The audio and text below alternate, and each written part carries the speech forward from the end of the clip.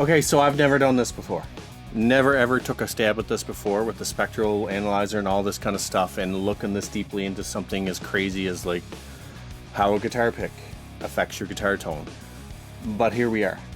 So what I'm doing is I brought the video back from last week, threw it into Studio One. I have the FabFilter Q4 up. I know that I can't hold the spectral analyzer too long, but we are going to do our best with this because there are a number of different picks, and I want to try and get to them all and try and make this as quick as possible, and maybe we can all nerd out together. All right, so let's go into Studio One. Let's press play English, and we'll see how this goes. Okay, Jim Dunlop USA 0.6. I don't know about you guys, but when I was a teenager, I used that pick all the time. So let's take a look at it here.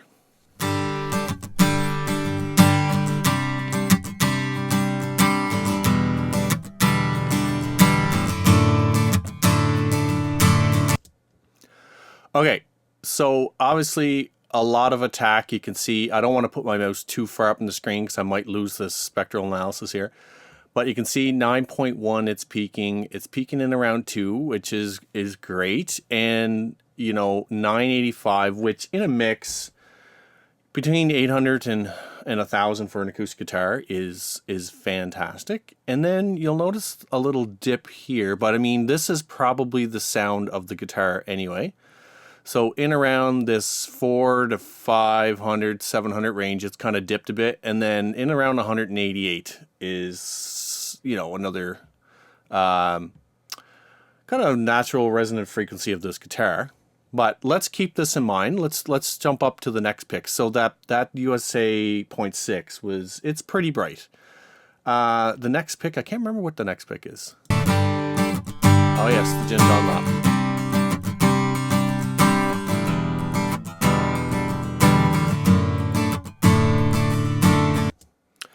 So the Tortex, a lot of people liked this pick. A lot of the comments that I got, they really liked the Tortex. And after hearing the video, I was like, I need to be using the Tortex more often. This is really cool.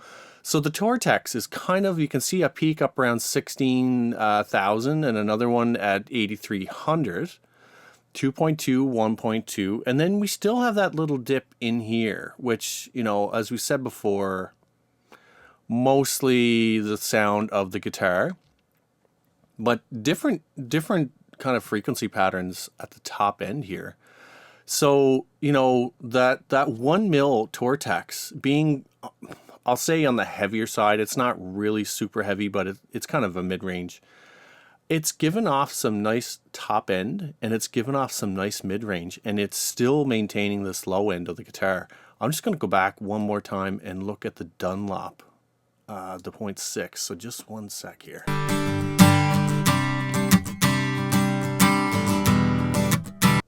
So you can see back here at the 0.6, like these low mids, they're not as pronounced as the Tortex was, the one mil. So the heavier the pick, the more the low end is coming out in the guitar, and this 0.6 is pumping out a bunch of top end here, big time. So let's hop ahead to. So there's the Tortex. So next up, we're going to have the Max Grip 1.5.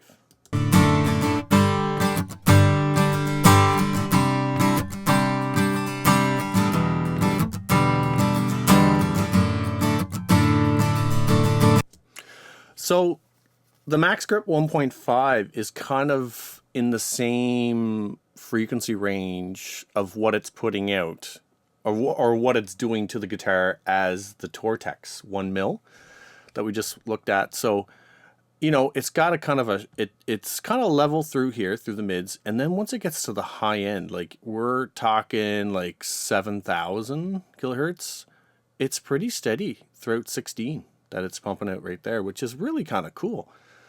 And unlike the 0.6 where we saw a big kind of dip right here, the 1.5 is kind of throwing those low mids out even more than the Tortex one, which is kind of cool. So we're starting to see kind of a trend here. The thicker the thicker the pick, the more pronounced that the low mids are. But it's just a guess at this point. What do we have up next here? Oh, another max grip. And I am a big max grip fan because I just like the way that it kind of sits in my fingertips as I play. Because most of the time playing acoustic, I'll be playing a lot of trad gigs. And for people that are watching this from another part of the world, trad means Celtic style guitar. So I'll accompany a lot of fiddlers, and it's very percussive style. So I really liked the max grip 60 and 7.73 just for the ease of use of holding onto the pick. But now this is interesting here. The 1.4. So we got another max grip. Let's see what it's gonna do. Let me go back to the start of it though.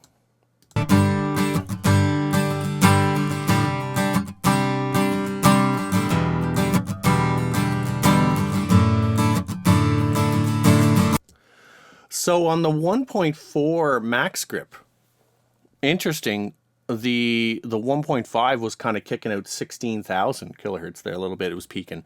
This one's peaking around 15, and it's poking out around 8.2. Again, it's a little bit less pronounced than the 1.5 in the lower mids. And then this 3.6 is kind of sticking out, which is interesting. Very, very interesting.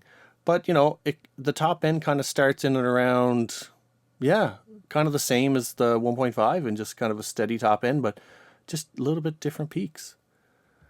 I don't know. What do you guys think? This is really interesting to watch. Okay, up next we have, what do we have next? The Tortex 60. I got a lot of questions on the Tortex 60, how there was a huge jump between the max grip 1.14 to this. There was a huge difference. And I think what we're going to see with this 0.6 is more of a sweeter top end than the Dunlop USA 0.6. I don't know why. But anyways, let's take a look at the spectrum analyzer and see what it's doing.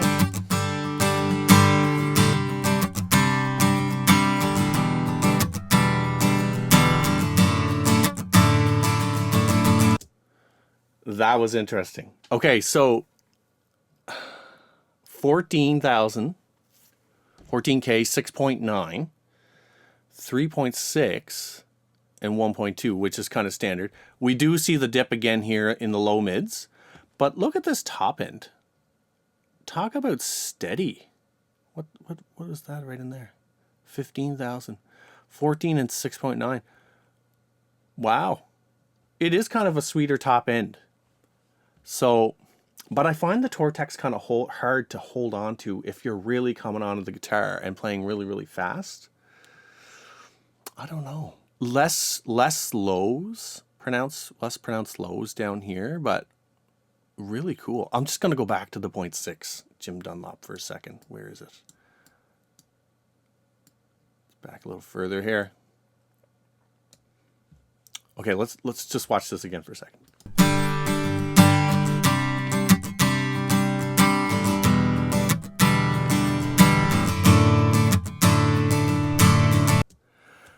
I think that the Jim Dunlop 0.6 put out a little bit more low end than the Tortex did. But I think the Tortex is more sweeter on the top end. But it looks like the Jim Dunlop is giving out more top end. Interesting. This is really cool. Where were we? So we were at the orange Tortex, the 0.6. So again, another max grip. So this max grip I used on a lot of tracks in the studio if I needed to use a little bit thicker of a pick, but I'm kind of curious. Actually, to be honest, after recording the original video of this and listening back to the max grips, I'm like, ugh, I don't think they were sounding as good as I thought they were. But let's see what this one's doing.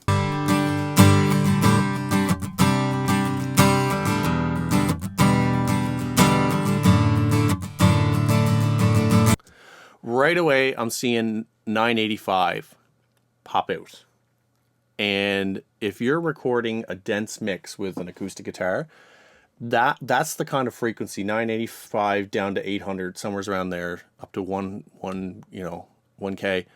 That's kind of what you want the acoustic to be putting out prominently, for it to stick out a little bit in the mix, in a dense mix. And as you know, the 3.6 needs to be jumping out, and kind of a sharp peak here between like 6900 up to 8. That's kind of pronounced right there, which is kind of different. And then the 16. So, and kind of like a low mid jump here. Well, obviously with a thicker pick, that's what we've been kind of noticing. Interesting. But now extended lows down to 100, which is kind of cool. And kind of like a steady low end that it was putting out right here. All the way from 94 hertz to 300. Kind of a solid with a little bump around 180. Now I think that's just a resonant frequency of this guitar, but like you can see right here, it's a nice consistent low end. Little dip in the low mids, but I mean it's still nice. And then it's got kind of a weird looking top end. I don't know. Although there's a little dip here around 1500 too. Maybe that's where the weird sound is coming from that I'm hearing. I don't know. Okay, so let's see what we have up next here. We have a Jim Dunlop Heavy, and a lot of people seem to like this when they listen to it. So let's have a listen.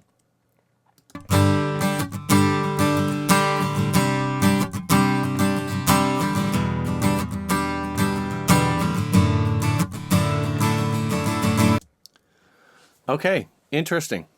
Very interesting. The thing that I noticed right off the bat is like from probably around 7K down to like 2800. It's like a gradual roll off right through here. That's different. That's different than, you know, I keep seeing this 8.2K and 16 pop up all the time. So that's kind of leading me to believe that that's probably just a resonant frequency of that guitar, along with this 188, 189, 190 down here. Pretty level up here, a big spike at 8.2, but yeah, this roll off, look at that roll off. And then the mids are pretty strong through here.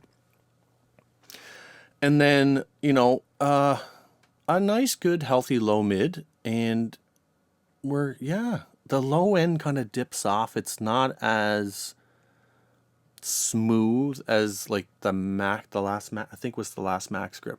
That was interesting. Cool. Neat pick. I really liked it. Okay, so let's see what we have next. I believe it's the Long & McQuade medium. Let's check it out.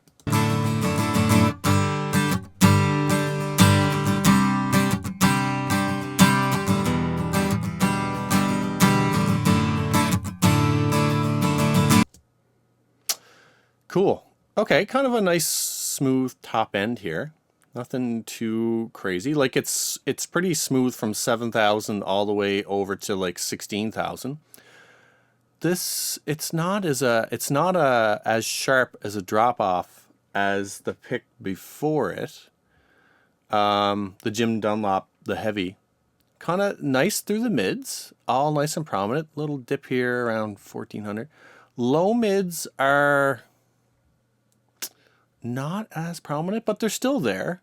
And then the low end kind of rolls off a lot quicker than some of the other picks. So I don't know, if I was to take a guess, I would probably say that's around a 0.88. I don't know. I have no idea. But there was a few people that were pleasantly surprised with that Long McQuade pick. Anyways, up next, somebody asked me about this pick, and this is a pick that I got from Eminence whenever I bought the CV75, when I put it in my Marshall DSL, which is a great speaker swap. Shout out to Danny Druin for that. And so I just got this pick in the pack, and I don't know. I don't throw away picks. Who throws away picks? That's dumb. I just keep everything. So I just threw it in just to see what it'll do. So let's just check it out.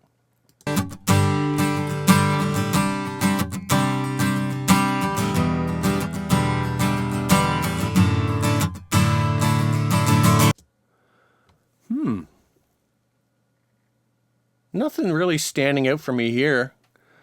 It sounded really nice whenever we did the recording. It sounded really, really nice. And another theme that kind of popped out for me when we did this video is just because these picks sound so different on my guitar, it will probably do something different for your guitar or another guitar. I think that's where the fun of all of this is experimenting and finding cool picks that go with your guitar. I didn't use 75% of the picks in this video for my recordings, but I can tell you after doing this, I definitely will. Now, for this Eminence pick, you can see the low end down here at 100 Hertz is not as prominent. It held its own pretty good through the low mids, a nice bump in the mids, and just kind of a nice gradual, nothing crazy, but the top end was really sweet. It was really, really sweet. That kind of looks, I think it kind of looks like the top end of the Tortex 0.6 maybe. Maybe not as bright. That's the only thing. But this was a good sounding pick on this guitar if you weren't looking to get a whole bunch of low end. And I should mention that this guitar, this Gibson AJ, so it's I believe it's a Sitka spruce top, but it's rosewood. So that's where we're getting this nice kind of low end out of this guitar. Anyways, thank you, Eminence. That's a great pick. A great free pick at that. Okay, what do we got next? Ah, the USA Nylon 1 mil. Interesting. Okay, let's see what this is going to do.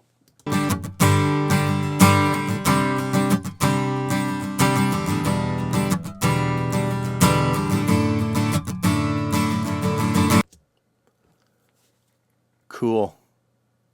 Strong mids. I can see that right here. Really, really strong through the mids. Kind of a nice roll up. And then a strong, like, 7,000 to 9,000, roughly 8,500. Strong in there.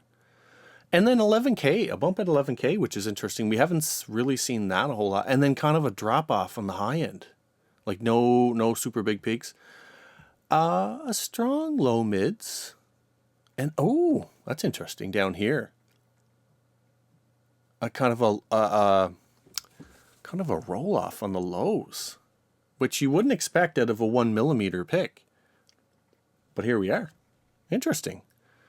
I mean, it didn't sound bad. I liked it. I liked the sound of it. Okay, moving on. Oh, a lot of... This was probably the pick that I got the most compliments on in the whole video, was the 88 Tortex with this guitar. So I'm really curious, and I didn't look at this yet, so I'm really kind of curious to see what's going to happen here.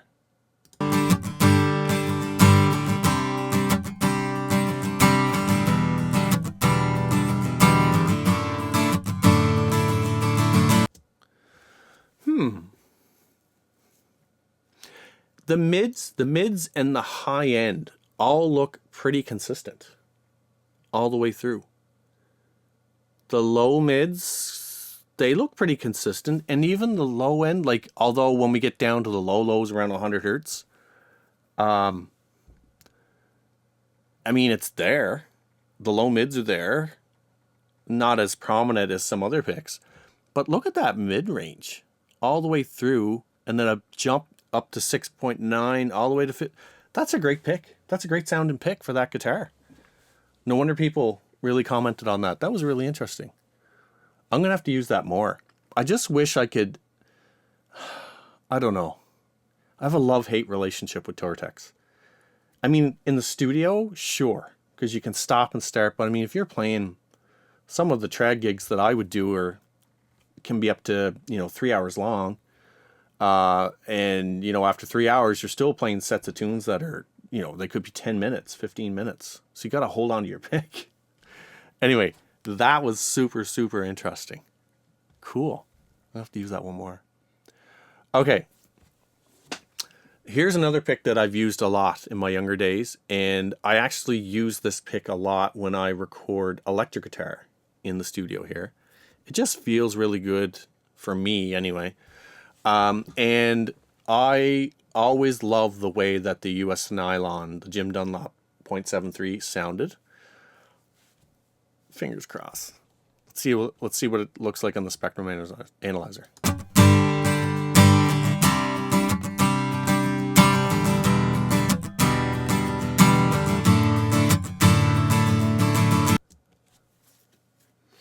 Wow, really pronounced top end, and then kind of not a consistent mid range.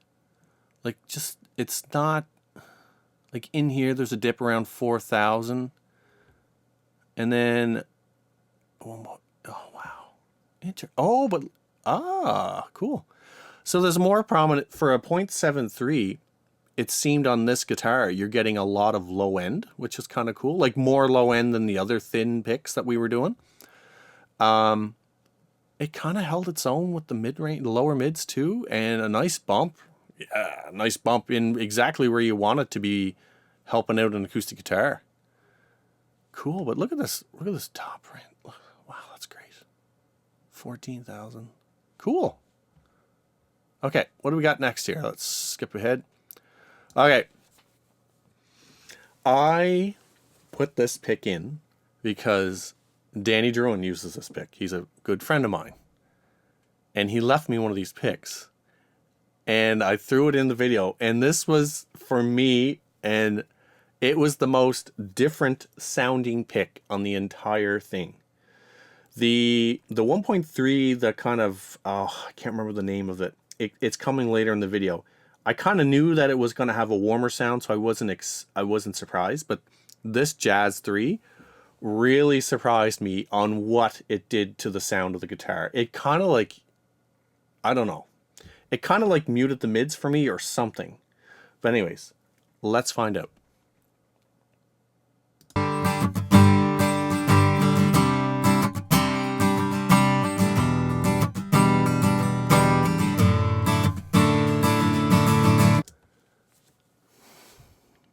Wow.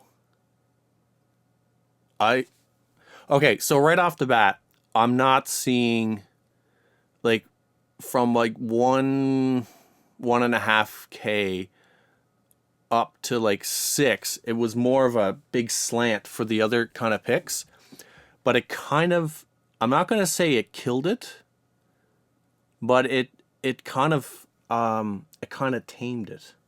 Maybe that's a nice way to say it. It tamed it. And the high end is kind of looks a little bit more erratic. And definitely the low mids look a lot different than the other picks. The low end is pretty consistent down here. But I think that's the biggest surprise is from like 7,000 or 8,000 down to like 2,500. It just kind of tamed it a little bit, which a lot of the other picks didn't do. So maybe that's where I was thinking like, yeah, interesting. That was the most different pick. Okay, so moving right along, we're back with the Max Grip 88. Let's see. I actually didn't, when I listened back to this, I didn't like what it was doing on the guitar, but let's take a look and see.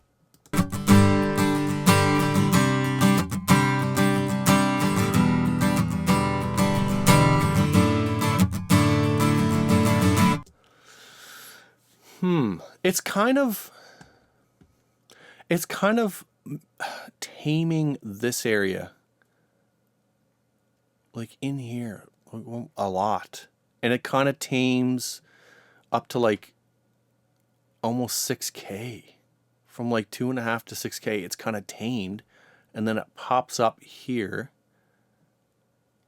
I don't know. Maybe that's why I don't like it. It's just kind of taming everything right here. I mean, this looks a lot different than other picks. Well, not all the other picks, but some of them. And then look at this weird, okay, so we have the 188 hertz, which is obviously we've established that's probably resonant frequency of the guitar. But down here, it just kind of dips off. Like for a 0.88, it should be pumping out more low end than that. Yeah, I don't like that pick. What do you guys think? Let's move on. What do we got next? We're getting to the end. Okay, this one, the stubby 3 mil. This was a weird pick for me too. It did something when I was listening back to it on the very, very top end, and I think it has something to do with that sharp point here. I don't know, and like it being such a thick pick. Anyway, it sounded good, but that extreme high end pick attack really threw me off. So I don't know. Let's have a listen.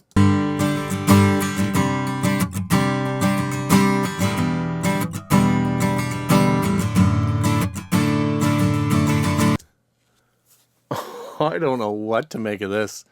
I mean, the top end is it's pretty even from like 7 up to 16. That looks pretty even to me. I don't know.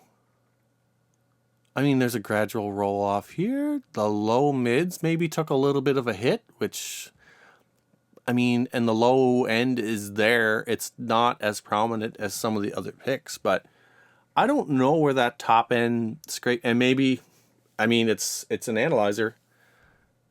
I mean, did you guys hear that too? I'm gonna put it back one more time because I was really thrown off by that pick last time. All right, here we go.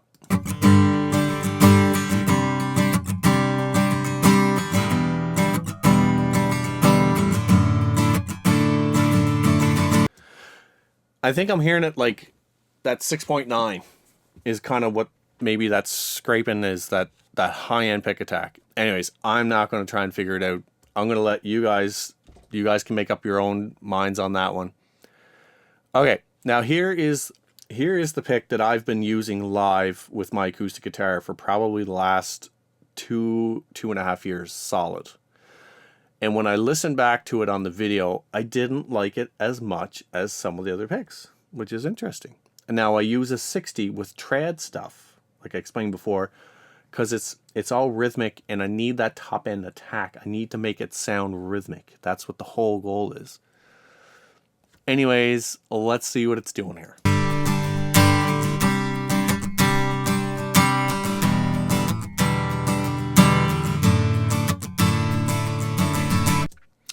All right, so from 8K, it just rolls off and rolls off and rolls off. And then it bumps up it back in this mid-range again. But then the low mids really kind of fall off here. But it's really boosting that. And maybe this is... I tried to play really, really consistent on each pick. And yeah, that 188's pretty... It's a lot more prominent, I think. But then the low end just kind of drops off, right? But look at that curve. It comes right down. Interesting. 3.2, a little dip here around 10,000, and another little dip around 13. Cool. I don't know what I don't like about it after hearing it. It just didn't sound as sweet as some of the other picks that we were playing here. Okay, let's see what's next. This is the one I was talking about earlier. This sculpted one here, the 1.3. It kind of have and from this nice rounded edge, kind of gave it a really nice warm tone. But let's look what it's doing here on the analyzer.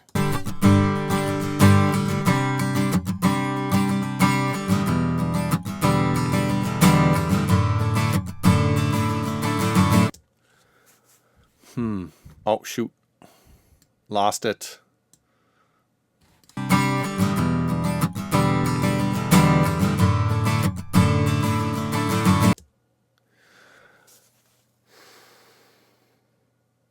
Pretty consistent, like all the way from 1,000, 1K,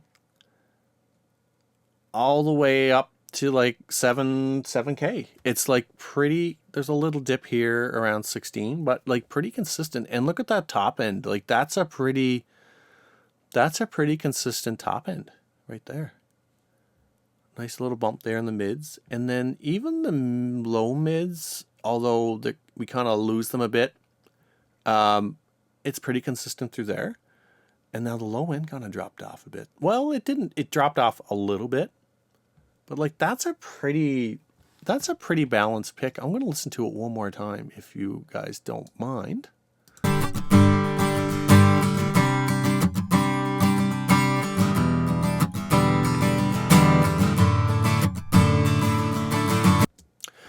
That's probably one of the most well-balanced picks in this little showdown, I think.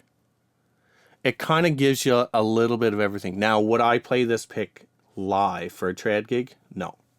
I don't think I could hold on to that and play that fast.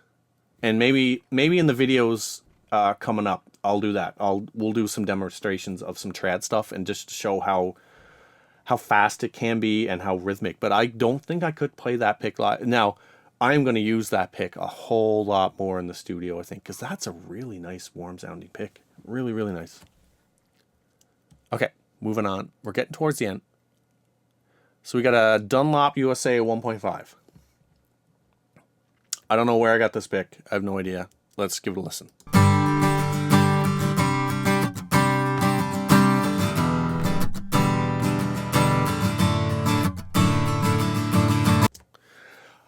This one is also nicely well balanced all the way through the top end. Look at that.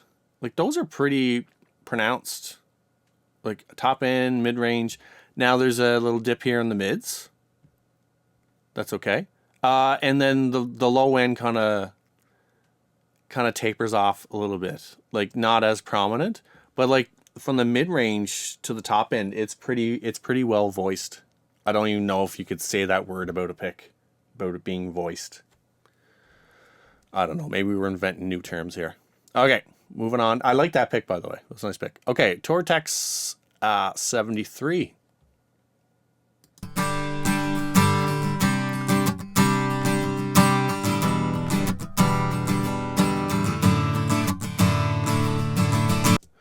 Kind of doing what the other thinner picks did.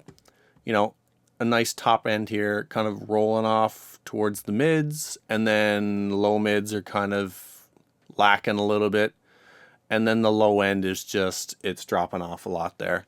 But a nice pick, like a really nice pick. I think I would play the 88 over this one. I don't know. What do you guys think? Let me know. But a nice pick. Okay, and is that the last one? Oh, that is the last one. Okay. Anyways, I hope you guys enjoyed this video. Like and subscribe and share this out. I'm not much of a scientist when it comes to picks, but I just thought that this would be a really interesting topic for everybody. And the feedback that I've been getting is that, yeah, we want to see a spectrum analysis of all the different picks. Now, it's very, very minuscule, but it's interesting to hear them all and then also see it, what it's doing on a spectrum analyzer. So, like and subscribe. If you have any topics that you'd like to discuss in the future, drop a comment. Until next time, thanks a lot.